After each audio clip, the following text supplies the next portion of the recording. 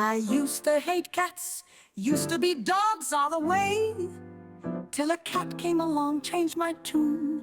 Now I say I prefer cats to people, and cats seem to prefer me too. Hello there, cat people. Dan the Catman here, along with Stephen Quant, Mr. Producer, our cat behavior expert from catbehaviorhelp.com. Hi, Stephen. Hey, how are you, Dan? And Michelle is on assignment at the moment, which is a nice way of saying she couldn't make it today, but she will be back soon. And welcome to episode 73 of the Shelter Cats podcast, the podcast created by Shelter Cats. And 3 and change seasons and 72 episodes, we finally have a vet, a real, honest to goodness vet on our podcast. So I'm very pleased to welcome Dr. Mary Manspeaker to our show. Thank you for being on the show. Well, I'm thrilled. Thank you for inviting me. Before we get to speak to you, two pieces of business that I have to take care of. One, the Shelter Cats podcast is part of the Chewy Rescue and Affiliate Program. Chewy does amazing things raising money for local shelters and rescues. So please click the link in our podcast description. It'll take you directly to the Chewy website to make your purchases. If you click the link to make the purchase, you will help Chewy in their mission to help rescues and shelters, and you'll also help support the podcast. So thank you, Chewy. Chewy is great. Chewy knows I plug them, and they're big supporters of us. And number two is we have a website now, sheltercatspod.com. That's sheltercatspod.com. Our great new website where you'll be able to get links to past episodes. You'll learn about Team Shelter Cats podcast, and you'll be able to buy merch. We have merch. You believe we have merch? We have hats. We have a name tag. We have a keychain, Mugs. stickers, magnets, mugs, hats. We have Phone cases. if you have an iPhone or a Samsung phone, you can get a phone case with our logo on the back. It's a clear case, and it's pretty reasonably priced because phone cases could be expensive. So we have merch. You could go link to past episodes. Go to our website, sheltercatspod.com. And also we have a contact form. So if you want to be a guest or have a question that you'd like to pose about our episode, and you don't feel like commenting on the episode, which you could do on YouTube and Spotify, go to our website, sheltercatspod.com. So, Doc, can I call you Dr. Mary? Sure. Okay.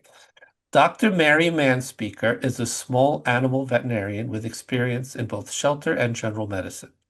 A 2002 graduate, she earned her doctorate at the University of Tennessee College of Veterinary Medicine. She also earned a master's degree in veterinary forensic science and a graduate certificate in shelter medicine through the University of Florida. She has practiced in Florida, New York, Connecticut, and Tennessee. Prior to returning full-time in general practice, she spent years working for nonprofit organizations such as the ASPCA, Memphis Animal Services, and the Humane Society of Memphis and Shelby County. She volunteers for a local nonprofit, All Fours Rescue League. That's all number 4S Rescue League, a wonderful organization that helps pets in the underserved community of Shelby County, Tennessee. In her spare time, she enjoys painting. That's one of yours behind you, right? Yep. Eat your heart That out, Bob is. Ross. She enjoys painting, singing, spending time with family, and playing with her 4 cats and 2 dogs in one house. In one house. Wow. What kind of dogs? One is a Chihuahua pug mix, and the other is a little mutt terrier mix. I think he has a lot of different things in him, but they were both shelter dogs, shelter rescues. Do they get along with the cats? They do. Everybody gets along. See, it is possible. It is Yeah, possible. it is. Um, so tell me tell me the background story of Mary Manspeaker. How did you become a vet? How did you decide to go into veterinary medicine? Well, I'm one of 10 kids, the youngest of 10 kids, and we always had just animals all around, dogs, cats, birds, fish. We were a very active household and had a lot of pets. And my mother was, um, she would take in any stray that came up. She couldn't stand to turn anything away. And so I grew up, observing this behavior from her and loving animals and always having animals around. And as a child, I had no interest at all in baby dolls. I just wanted stuffed animals, and so that was always a passion for me. And so it was just kind of a natural thing for me to want to work with animals. And so I knew as an undergrad that I wanted to go into some medical field. I wasn't entirely sure about veterinary medicine at that point. So I studied biology and chemistry, and that was my bachelor's degree. It was in biology. And by the time I graduated from undergrad, I knew I was very interested in veterinary medicine. And so I went to work at a small animal practice here in Tennessee. And after a few months of working there, I wasn't quite sure I wanted to pursue veterinary medicine anymore because I started seeing the reality, the really hard work, and so I wasn't sure I was really cut out for it. And so I went to work for St. Jude Children's Research Hospital for 8 years in a research laboratory. But I stayed part-time at the vet clinic as well. And so I continued to be interested in it. And so after 8 years of working in the human medical field, I finally decided I did want to go and pursue veterinary medicine. And so I went to University of Tennessee, and that's that's how I ended up there. Just a basic interest. So now you're a practicing vet. I am. I am. Yes, small animal, dogs and cats. And, and it looks like animal rescue has also gone hand in hand with your journey as a vet. So can you tell us some about that? So as a new grad, I went primarily into just small animal general practice. And I did that for probably the first 10 years. Yeah, 10 years of practice. I was exclusively small animal. And then, and this can lead into how I met Stephen. When I was working in Jacksonville, Florida, I was a relief veterinarian, and so I was working for a bunch of different practices, and there was a emergency shelter that was being run by the ASPCA. They had confiscated about 900 cats from a hoarding facility. 900? 900 cats. Oh my God. And so they put those cats up in a temporary shelter in Jacksonville, Florida. And that's where I was living at the time. And so they needed vets to come and help them with all those cats. And so that was my introduction to shelter medicine. And so it wasn't a traditional shelter, it was an emergency shelter. So it was only meant to be temporary while the cats were, part of a court case. So they didn't have custody of them yet. And so we had to go in and treat those cats and, keep them healthy. And Stephen and I both worked at that shelter. We were called responders, and so we were volunteers, or actually we were paid responders to come and help with those cats. And it was extremely overwhelming for me. I'd never seen anything like that in my career as a veterinarian, but it also I've kind of fell in love with shelter medicine by doing that. And so once that case finished, I kept helping that organization with other cases. And then that transitioned into a full-time job at a shelter in Memphis. And then after that shelter, I went to work for the Humane Society of Memphis. So I just kind of, for about 10 years, I worked in shelter medicine. I was gonna ask about this always makes Stephen nervous when I throw in questions. Uh, your emotions in a situation like that. I don't the you know I don't know if people ask vets enough about their emotions and how they deal with very difficult situations in practice. But hearing that like one of your initial trial by fires was a hoarding situation with 900 cats in a facility. What was how did you deal with that? How did you emotionally cope? It, well, probably not very well, to be honest. I felt so compelled to go and help because not only were they needed the help so desperately because there's so many animals, but I'm also, I love dogs, but I'm a cat person. Cats are my heart animal.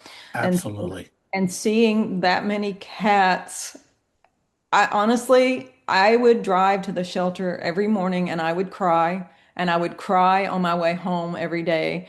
And it was very emotional. And they were, I mean, we were caring for those cats in a very appropriate manner, honestly, given the number. And they were loved by the whole staff. They were, I mean, given the challenges of having that many cats, and a lot of them were ill. And so, that was part of the emotional part is that you saw just illness in these kitty cats but you also got to see them getting better.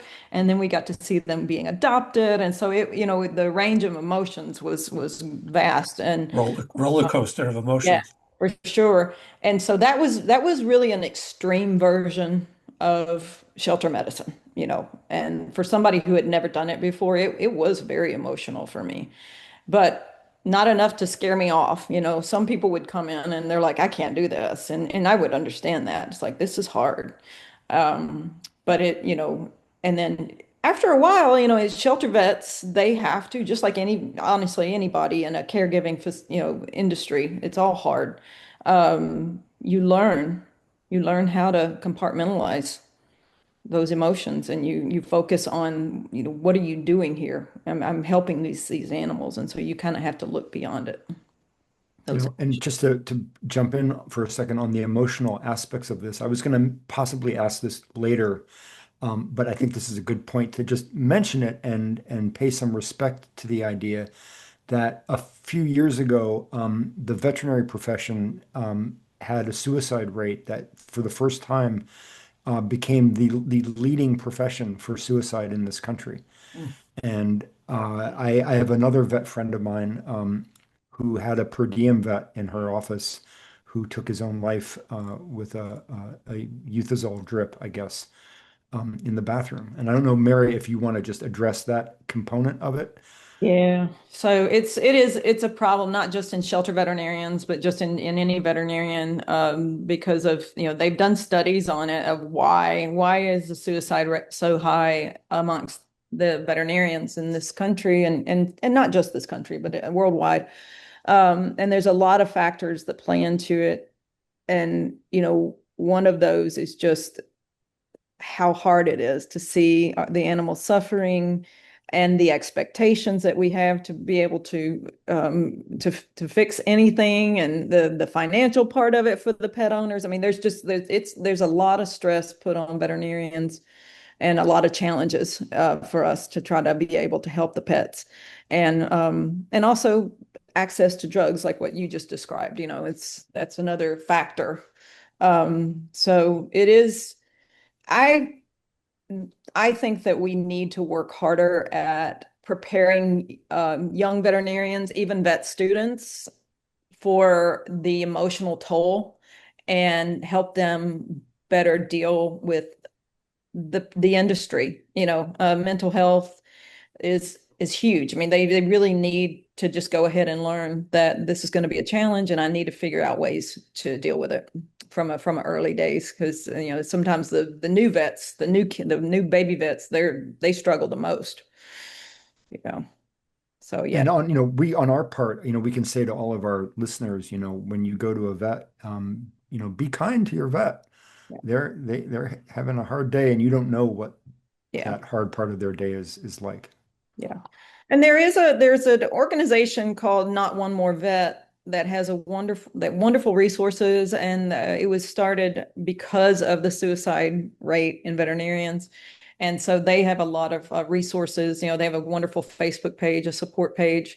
And so that's another thing that is helping, is to raise awareness in general, is helping a lot. And so, but you're right, Stephen, the general public, I don't think, they don't think about that when you're presenting a huge bill, when they're Right. emotional too, because their pet is sick, and now all of a sudden they've got this big bill.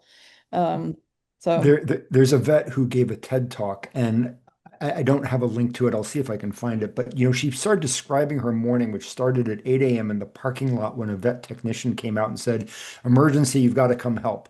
And she then describes what sounds like the rest of her day. It is one awful situation after another where one client is bitching because she's late to their appointment. Meanwhile, she's euthanizing a cat who the people couldn't afford treatment for, and in another case is giving free treatment for a cat who they probably should have been billing for. All these things are going on, and it's exhausting just listening to it. And then she turns to the audience and she says, "And you probably think that was the end of my day. No, that was just 9:30 in the morning, an hour and a half later." Yeah. Yeah. So it's I can tell you it was eye-opening for me because when we Steve and Michelle and I discussed, it's always been my desire to have a vet on the show, obviously, as a balance to the rescues we've interviewed. And I said, the first question I want to ask, and again, I'm a civilian, the first question I would ask is, why the hell are these bills so high? And Stephen immediately jumped in with this exact point about the suicide rate. I had no idea. I could tell you, it never occurred to me to think about it from your point of view. It, I've had wonderful experiences with vets. I had a vet, it turned out he was connected to the mob. I've had all different kinds. This little Italian guy in Long Island. He was a great vet, but it turned out, he billed what he billed because, I you think I know, worked for that guy. you probably did. You probably heard him on the news. Really great guy, really, really wonderful vet, but he was a little shady with the billing, and it turned out there was a reason. And that's as far as I'm going to go with that discussion. So, it definitely was an eye opener for me, and it changed my perspective on how I look at vets, and what they deal with in between appointments, during appointments, after, before. Sure. Dan, on a happier topic, can I just describe a little bit about how Mary and I became friends? And then Please. jump into maybe a couple medical questions. When we first met, to be clear, this hoarding case, the 900 cats, was called Caboodle Ranch, and it was an indoor-outdoor sanctuary run by basically one guy who thought that he could care for 900 cats. Obviously, he didn't. And Mary and I weren't initially, I mean, we weren't friends. We met each other, right? And over time, we started working on cases together. I worked in the medical division and worked pretty closely with Mary, and we became friends. I remember making coffee for you in the morning in the hotel, Yes, right? very good And coffee. I'd put on my hat so you wouldn't see my morning hair, and I'd come over with my cup of coffee. And then on a case, you might remember, Mary, I wonder if it was North Carolina, you taught me how to tube feed a puppy, a Oh, gavage feeding. yeah, yeah, Mom wasn't nursing well, and she yeah, had like 12 puppies. sure. And I watched her do one. This is where you learn how to insert a tube down the esophagus into the Yes, stomach and not hit the trachea, that's right. Not right? don't go in the lungs. Yep. Not get in the trachea. Yeah. And I watched her do one. She had me do one, and then she beat it for the airport. Yep, yep. And You're that on your own. morning, I'm on my own. That morning, a colleague and I were weighing each of the puppies, and I pull this one out, and this puppy is cold and unconscious. And I completely freak out, but I do what I've been taught. I'm trembling. But I get the tube in her, and we get the food in her, the warm food. And I didn't know at the time I should have warmed her up before I fed her. Yeah, Cats can't metabolize food very well if they're cold. yeah. But she warmed up and then I guess metabolized the food, and she woke up, and I called Mary and she said, do this, temp her, bring her back to the hotel. But that moment of horror was, I think, a moment when I started to really become friends with Mary because I felt like I owed her my life. And that whole day was kind of wrecked for me. And I kept referring to the kitten because I kept, deferring back to what I know, which is Yeah, cats, not yeah, dogs. It's like yeah. the kitten, the kitten. But it was lovely becoming friends with Mary, and we've stayed friends all these many years. Likewise. Yeah, yeah. So, So I have a quick question for Mary before I go into maybe a couple other things. And Dan, obviously you can chime in whenever you want. Do you want to I help? know that.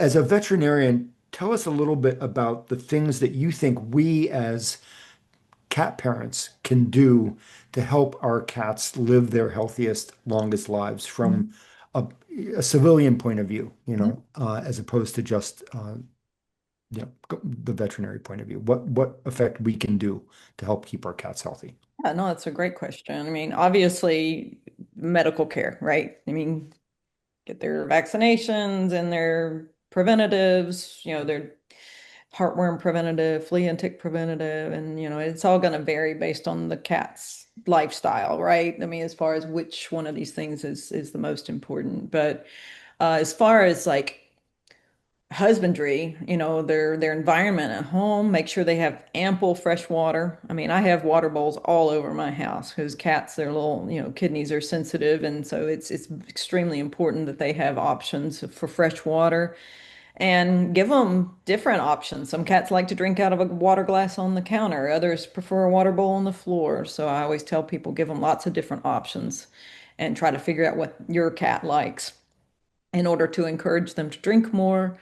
Always provide nice, fresh litter boxes, clean them daily. Cats don't like dirty litter boxes. And pay attention to what do things look like in the litter box. Is there anything that looks like it might be abnormal, like a softer stool than what you normally see, or a larger, if you use the scoopable litter, you might see a larger ball of litter versus a smaller, and that can be an indication of some underlying health issues. It's extremely important to give them plenty of enrichment, scratching posts, toys. If you have the ability to give them some outdoor time, like a catio, they have all kinds of cool options now for catios, even just little window versions, just so they can get some outdoor time. Um, so, I mean, And that's, how yep. do you feel about food? That's people are told by the pet food industry basically, if you feed your cat our food, Mhm. your cat's going to live basically forever, Yeah, well, right? That's kind of the message. sure. So, there is a million different diets out there, right? And so when people, and I get this question all the time, and so I like to base my answers on my own experience. And so I just say, look, don't go to the cheapest diets, stick with more of the middle of the road to more premium diets. And I'll give them a few brand options just to give them an example of what I consider reasonable pet foods. Because I mean, some of them are vastly expensive. So, and some Do you people, want to share? sure. I mean, Feel free. yeah, I've always gone with I like Royal Canin. I like Purina. I like Science Diet. And I have definitely used others outside of that. I don't really want to go with the little boutique type diets because I feel like they can be harder to find sometimes, and you don't want to suddenly switch a diet. Like if you run out of this pet food and all of a sudden you can't find it, and then you're having to grab something else, and then you can end up causing some GI distress from a sudden diet change, and so you don't want to do that. Yeah, so I mean, I find those are my probably top three favorites and brands, and I feel like that they're palatable. I've always had cats live nice long lives on those diets, but it's not just the food; it's everything. It's everything else that I just talked about. But yeah, you do certainly want to feed them um, a good diet. You don't want to go with the cheapest option. And are there things people should watch for in their cats that might be a tip off that there's something going on other than, the quality of the stool, say, some other things? Yep. So any behavior change, I mean, we did have a question earlier about kitty cat that started sniffing everything. And so while that seems and likely is something benign, I mean, it certainly could be that that is a suggestion that maybe something's going on with that kitty medically. And so anytime there's behavior changes, are they talking more? Are they vocalizing more? Are they hiding in new places? Are they either being more affectionate or less affectionate? So any behavior change should be followed by a trip to the veterinarian for an examination at least, and then your vet can talk to you about additional testing as needed.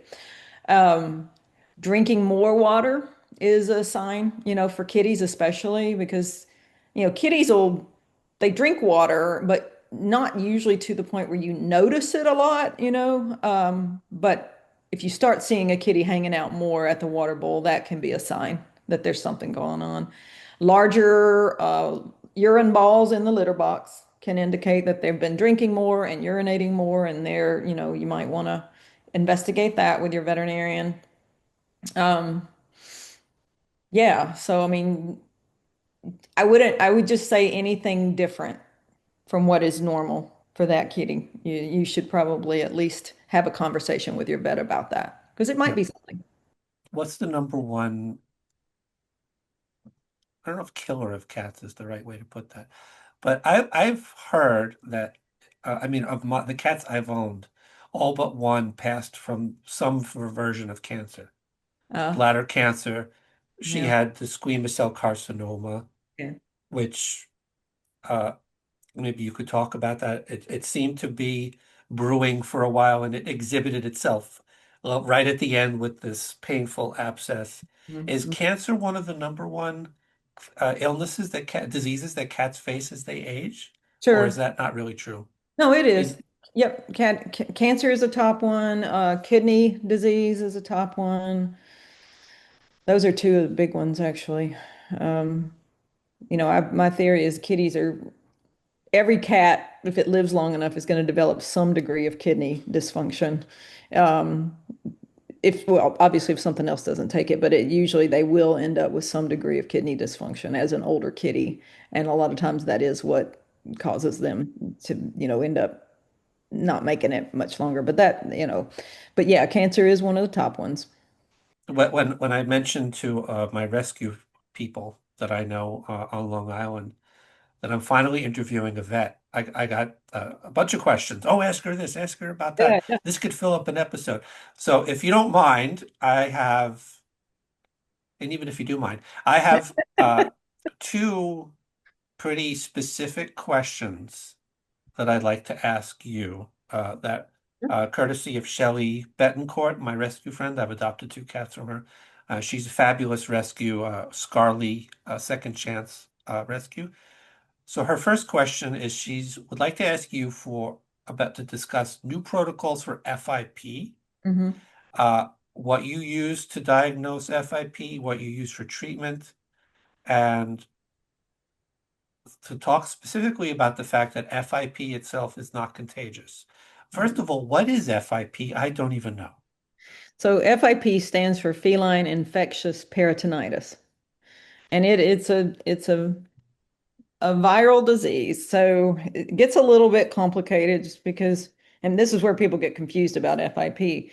There's a virus called the feline enteric coronavirus. All right. It's not like our COVID, but it is a coronavirus.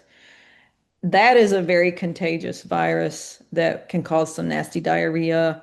Um, Now, in some cats, that virus will actually mutate, and it can mutate and then become feline infectious peritonitis, which is a very terrible, terrible disease, almost always fatal unless treated. Okay. So the initial virus, the enteric coronavirus, is the one that's very contagious. The one that is mutated and becomes FIP is not contagious. Right? Like if you got one kitty cat that has FIP, he's not going to be able to cause FIP in a bunch of other cats. They would have to have that mutation from the enteric coronavirus.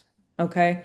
So, and because I mean, it's just an awful disease. There's different forms of it. One form is where they develop these like effusions in the lungs, effusions in the abdomen. They can present with all kinds of different clinical signs, usually just really malaise and fever and not eating, and can look like a lot of other diseases. And then there's a dry form of it where they don't have the effusions, and that one can be a little bit trickier to diagnose. So there's different diagnostic tests for it. The gold standard test would be actually doing a tissue biopsy and sending that to the lab for analysis. But it's it's not always the easiest. It's more invasive to do that, obviously, and a lot of times you have a compromised kitty cat that you don't feel comfortable obtaining tissue, especially if it requires anesthesia at the time, because they're sick already. And so sometimes you have to just base it on your suspicions. And now, if they have the effusions, then you can get a sample of the liquid either from the abdomen or the chest and send that in for testing. And those tests, will sometimes be consistent with FIP. And so there's some cases that are going to be a little bit more easy to diagnose than others. And now in the last few years, we have a treatment for it now that's shown a lot of success. And it's it's not cheap. There's different compounding pharmacies that have different pricing structures for FIP, but it is definitely it's a lot better than it used to be. Used to be basically it was a death sentence if a kitty was diagnosed with FIP. So at least now we do have some treatment option for them, which is great. I had a stray that his name was Frank. He had FIP. Did he? Uh, I had him TNR'd, and he was basically the mayor of the block. And it seemed to hit him pretty quickly. He Yeah, became lethargic. His stomach was very yeah, distended yeah, within days, and I had to have him trapped because you could not approach him. yeah, And I brought him to a vet, a town vet, where I am, that will treat for low cost. And they said FIP, and there was no hope. That was yeah, my first exposure to it. It's just it hit him so quickly, yeah. just because he was out and Right, about, you right. know. Yeah, and stressors, I mean, it's like shelter cats, as you know, are subjected to more stress. And so that can make the illness, any illnesses actually worsen. Um, so some people have said, well, why is it that some shelters seem to have more cases of FIP if they can't transmit it directly from cat to cat? And it could be, well, this is a population of animals that's very stressed out. And so they're going to be more likely to be, to get sick. So, yeah. I had a friend who called me. Her beloved cat had been diagnosed with a wet form of FIP. This was way before the new treatment was available, so it was a death sentence. Mhm. And she told me that, and this is, going to make you angry, Mary, because it makes all of us angry. She found a vet who promised a miracle cure with a special vitamin drip that was going to cost a lot of money. Oh, And I start talking to her, and I'm like, no, this isn't true. It's mhm. not real. I'm so sorry, and she goes back and forth with me and back and forth with me. I'm getting kind of more emotional about it because she's about to try and prolong her cat's suffering in order to save her cat who can't be saved. Yeah, And I finally basically turned to her on the phone. I said, why did you even call me?" yeah, And in tears, she said, "I called you because I wanted you to tell me I needed to euthanize my cat." yeah, yeah. Some And people then need that. Some people she can't, did. yeah, they can't make the decision without someone they trust telling them it's okay. Yeah, I had an FIP case years ago that the young owner just she couldn't say goodbye, and so we just kept draining the kitty's abdomen and trying to make him more comfortable for as long as we could, and we did eventually have to euthanize him, but it was very hard because I knew and I kept telling her that we can't, there's no treatment for this, and so, but she just wasn't ready. She needed a little more time, and as long as Can we could you be comfortable, yeah. can you talk a little bit? There are some common shelter illnesses like FIV and FELV. Mhm. Can you talk a little bit about them and the adoptability of cats with either FIV or FELV? Yeah, sure. So, FIV is, well, both of them are, viral diseases that can be transmitted from cat to cat. FIV not as easily as FELV, which is, well, FIV is sort of like what we call the AIDS, cat AIDS. FELV is feline leukemia. So leukemia can be transmitted a little bit easier, like through sharing water dishes and grooming and just, and bite wounds. And then FIV, it's not as easily transmitted from cat to cat. So you still, with both of those diseases, in the shelters where I've worked, when every cat gets tested for those diseases, and then if they're positive and they are clinically sound, they're healthy otherwise, then we'll try to find them a home, you know. Um, and then obviously you have to warn the adopters that they could give this to other kitty cats. And so they need to use caution. And you need to try to find an appropriate home for them where they are not putting other cats at risk, but it's not a death sentence, either of those. And so it just comes with, while they're in the shelter, they need to the other cat population needs to be protected from them. And then when they go to their home, there needs to be a long discussion about the disease and what can happen. Yeah. Certainly at my shelter here in New York City, we adopt out both FIV and FELV cats. And we'll adopt out FIV cats to homes with other cats with counseling. Yeah, with So counseling. I think there's some people, or at some point, they kind of referred to FIV as the unfriendly illness and FELV as the friendly illness, in the sense that what I mean is that FIV, you have to pretty much bite or get a real wound Yeah. to transmit it. That's And right. that FELV cats, they can be really friendly with each other and still transmit it. That's right. That's right. And so that obviously has an impact on how they get adopted. But we definitely adopt out both. Yeah. Yeah. And we always did too. But just making sure, it's like any animal that has a medical condition, counseling is necessary for the adopters so that they know. Yeah. Do you want to talk at all about, because I don't know very much about Memphis Animal Services and the state of shelters in Memphis as compared to either New York or elsewhere in the country. Obviously we both worked for ASPCA around the country for quite some time. And if you'd like to address any of that.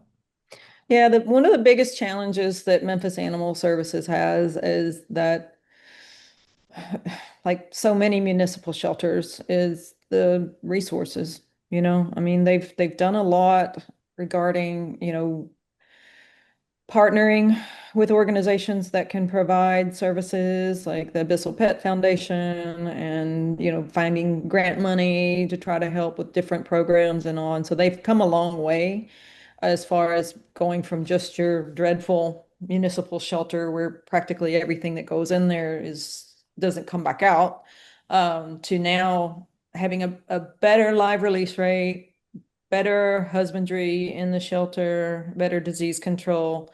I mean, they're still facing challenges because there was a number of years in the city where the stray animal population was not being addressed as aggressively as it should have been because of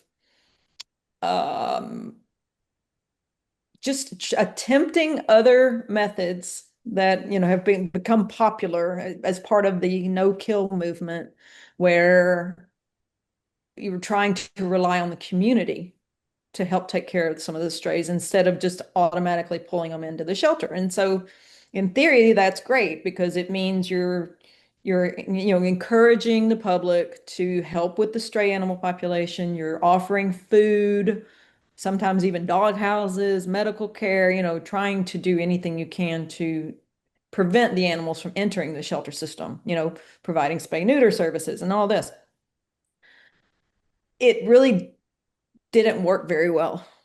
And so now we are overrun with stray animals in the city. And the shelter is now trying their hardest to clean up some of that. And what that means is that more animals are entering the shelter system now, and more animals are being euthanized in the shelter system. And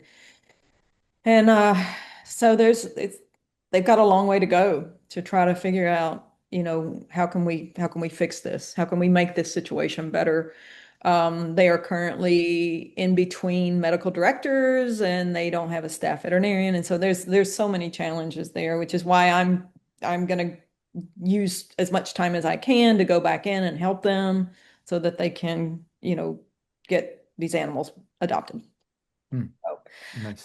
The other, so that's our one city shelter. Okay. We have the Humane Society of Memphis and Shelby County is a limited admission nonprofit. And so they're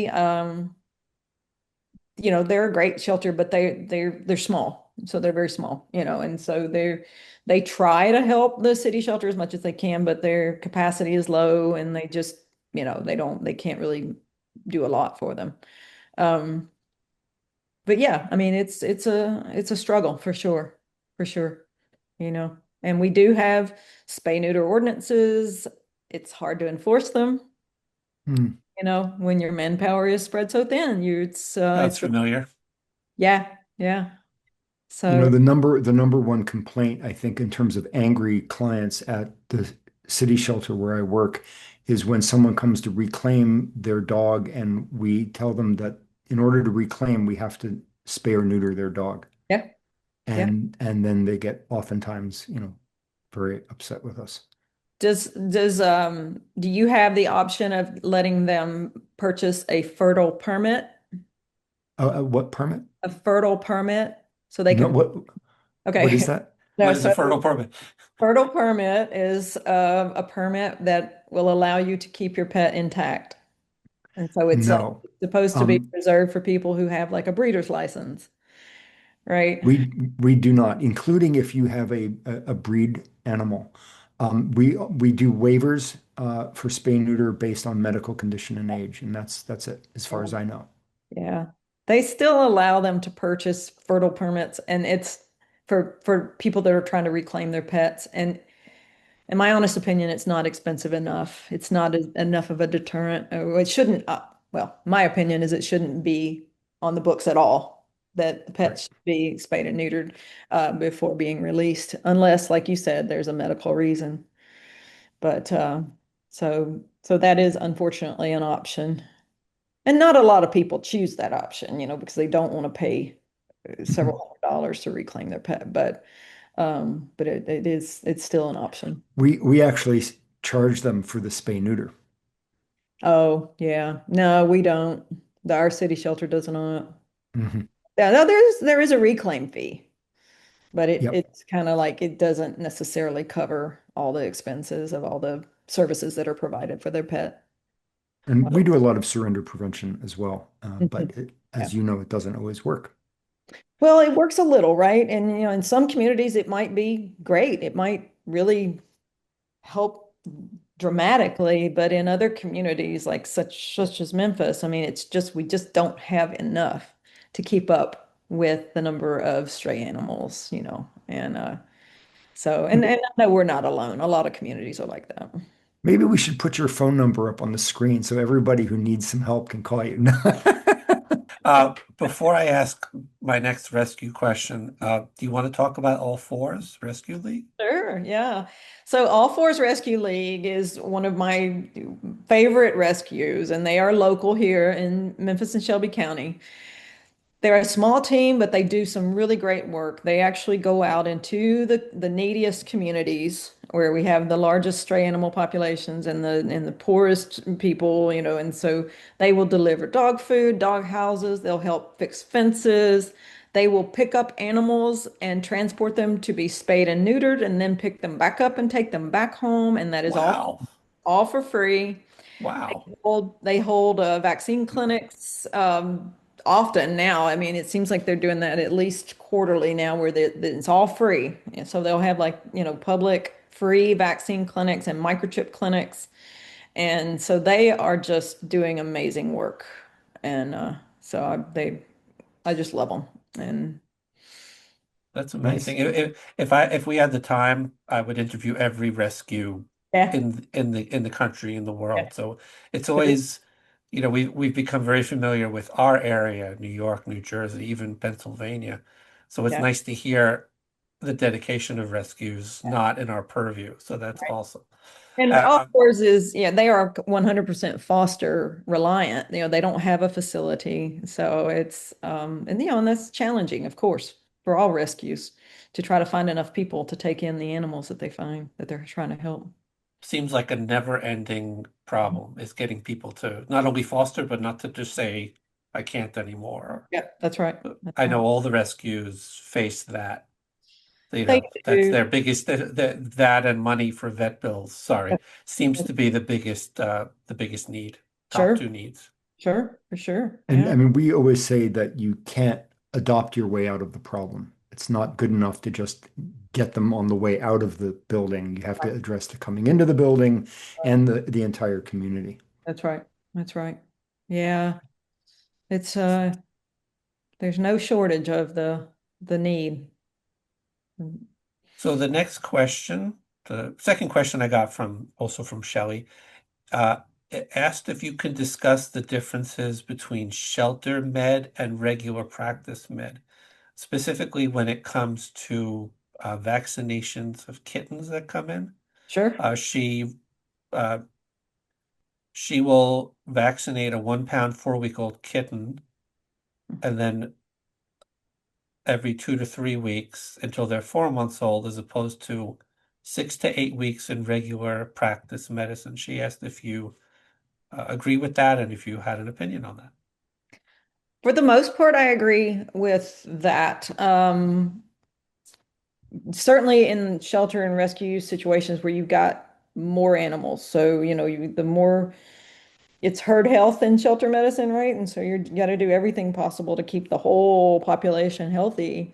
And so vaccinating at an earlier age, at 4 weeks, is definitely the standard for shelter cats. So 4 weeks, and then every 2 to 3 weeks is fine. We are usually 2 weeks, but sometimes you have to stretch it out to three. But within 2 to 3 weeks, they need their booster shots, and some sources actually recommend it to extend it out to 18 to 20 weeks of age. Now, in private practice, because the risk to the animals is typically lower, as far as being exposed to infectious disease, we will usually wait until they're about 6 to 8 weeks old for their first booster shot, and then we'll do every 3 weeks until they're 18 to 20 weeks old. I still tell people 18 to 20 weeks old. So there's that's the main reason, though. The main difference in the way we do it is the risk factor, their exposure to infectious disease. Okay, Do you, thank you. do you do you find, Mary, have you seen this at all, that the anti-vaccine movement in this country with respect to human vaccinations has translated at all into animal vaccinations or not so much? I don't know that it has anything to do with the anti-vax mentality as much as just negligence, honestly, because I mean, I don't get I don't see many people coming in saying, I just don't believe in vaccines or I believe they're harmful. I don't get that very much. More than often it's because they just simply didn't do it. I have to admit, I've always wanted to ask someone who got bit by a rabid animal, would they be willing to take the rabies vaccine? Oh, yeah. Right? If an I anti-vaxxer, would. right? Because I have a funny feeling that anti-vaxxers would be right up there at the front of the line to get Oh, a rabies sure, vaccine. sure. Absolutely. Yeah, yeah, for sure. Yeah, no, I don't see it as much in the veterinary industry, you know. So I'm going to sneak this question in, sure. and then I'm going to give you the floor in a moment. Um, one of my cats does this too, and it's more behavioral, so Stephen, feel free. Mhm. Uh, one of the questions came in was, why does my cat sniff my other cat's butt all the time? And my Vance, he was a colony cat that came in via a week stay at a vet. Uh, he does that a lot too. He is as soon and he's lived with them almost 4 years, but he'll still like follow them around sniffing their butts. Correct me if I'm wrong. To me, I just call it they're checking each other's email. And the question is, should I be concerned about the fact that my cat seems to do that all the time? Is it a concern? Is it something to be concerned about? Both of you. Steven, you want to go first? Sure. Cats have glands all over their bodies where they have pheromones and other scents that communicate different things having to do with sociability, territorial issues, sexual issues. And so, yeah, there are interesting things to smell down there and interesting things to learn. Cats, when they scratch, outside in nature, they're going to scratch a tree, right? It's not just that they're laying down a scent that's in their paw, uh, telling another cat that they've been in the area. It's also a temporal thing. The cat who's visiting goes, "Oh, that cat was there yesterday. He must be gone now. I can come in." Right. So there's all sorts of things going on there. But I don't see it as an issue so long as they respect each other and don't, get overly demonstrative. But I'm happy to hand it over to Dr. Mary. Yeah.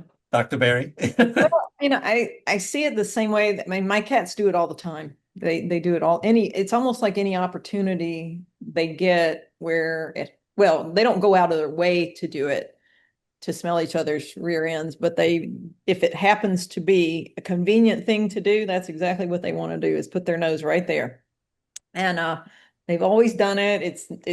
There's nothing unusual about, like, or new about that behavior. And so I think if the time I would be concerned would be if this is a brand new behavior, um, that could indicate there's something abnormal going on with the other cat, like if they've got an anal gland abscess or, something else going on back there that's particularly interesting to the kitty that's sniffing it.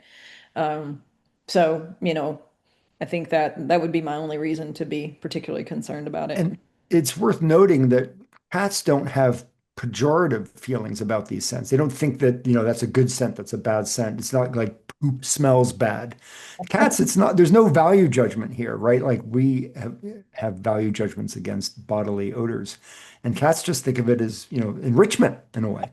But, there was another question, Dan, that came from another person, a friend of mine, who mentioned that her cat has started very recently started sniffing everything, like all over the house. And I asked her, is her cat sniffing with her the mouth closed or the mouth open, because they indicate different things. And she said both. But I'm curious. I don't know of a medical. I was curious, is the cat pooping normally? Is he because he's digging, and Oh, I was like, is he looking for a place to go? And she said, no, his stool is normal. But I'm curious, Dr. Mary, if there's anything you see in this that we should talk about. so he's digging at an area, then sniffing it.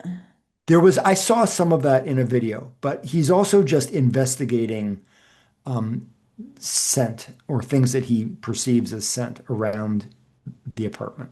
And she says nothing has changed. Yeah. You know, it seems fairly benign, but again, if it's a brand new behavior, he's never done it before, and all of a sudden he's just randomly just showing, and there's nothing else going on that she can see. I mean, I've heard of dogs that'll chew through a wall and to find termites, like they might sense something there that we don't see. Um, I would recommend that she have the kitty examined, just have a Yeah. consultation with her vet just to make sure there's nothing else. Because any change, whether it be subtle or whatever, if you don't have a reasonable explanation for it, then it's a good idea to just talk to your vet. Yeah. Yeah. I just mentioned again the artwork that's behind you, which is so lovely. And I'm curious if you could talk a little bit about how you came, before we run out of time, how you came to paint, because I also have a painting of yours I want to show in a second. I don't know. I mean, it was probably about 20 years ago.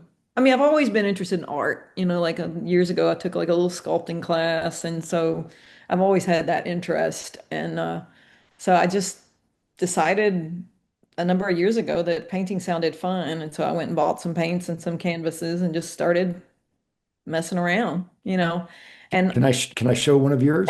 yeah. It's hard to get the camera to focus on I it, but you love do this that. beautiful, beautiful thing with animals in your paintings. I'll go a little closer. How about that? And I just love them. So that's Jenny and Cricket. That's your two, Right. Yeah. your place in Maine. So Yep. yeah. Yep. So yeah, I mean, obviously animals are usually the subject of my paintings. And this one, the one in behind me, I don't know if you can see or not, but the cats all have their ears tipped. So they're Ah, all yes. Now that you mention they've it, all been spayed and neutered. So this is supposed to represent a feral colony of cats. maybe we'll sell Nice. some of your works on our website. We'll Oh, that's commission you. awesome. We'll commission you for paintings. Okay. Okay. Um, Dr. Mary, you're now our show's official vet by default. So thank you very I much. like it. Uh, something I like to do when I remember is I like to give the floor for the last minute or two to our guests.